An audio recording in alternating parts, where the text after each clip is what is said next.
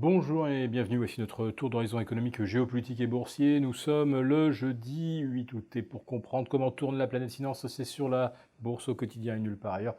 L'épisode du jour s'intitulera Mais où va nous mener ce crack des rendements obligataires?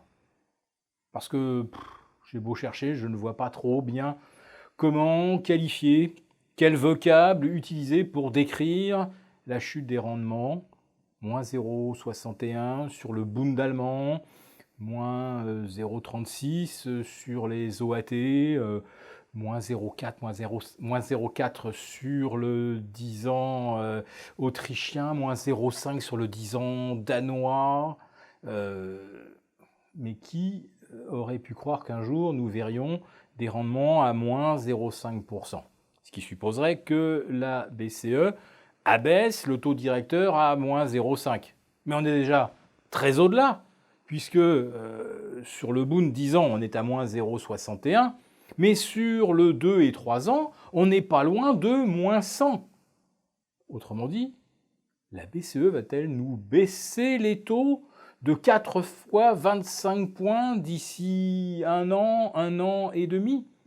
Et si on a des taux à moins 100, qu'est-ce que ça signifie pour l'économie?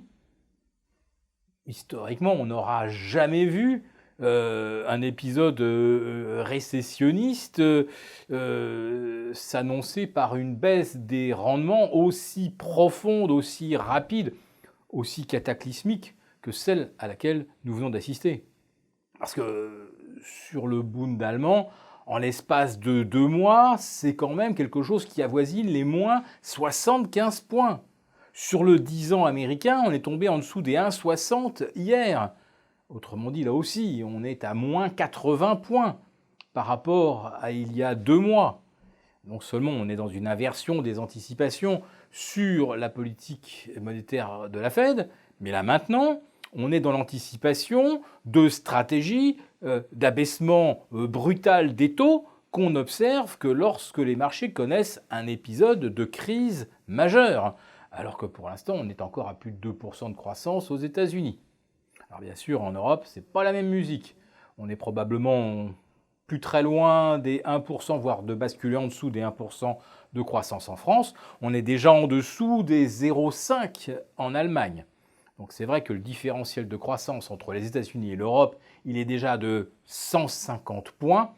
Alors partant de là, peut-être pas étonnant que les indices européens sous-performent Wall Street et que le DAX soit, on va dire, le dernier de la classe, avec à la clé d'ailleurs la cassure d'un important support moyen terme sous les 12 200, confirmé ensuite par l'enfoncement des 11 650. Alors on est repassé un petit peu au-dessus, mais à mon avis, c'est simplement essayer de réintégrer un ancien support pour ensuite se trouver rejeté vers le bas. Quant à l'Eurostoxx 50, lui, il a sauvé, on peut dire un peu in extremis, les 3280, 3290.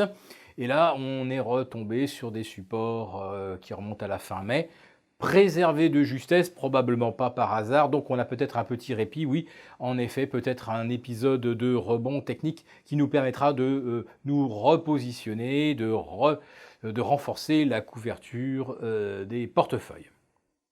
Pendant que les rendements obligataires s'effondrent vers des niveaux que personne n'a conçus, je pense que théoriquement, être à moins 100 sur des taux à 2 ou 3 ans en Allemagne, ça paraissait quelque part une impossibilité.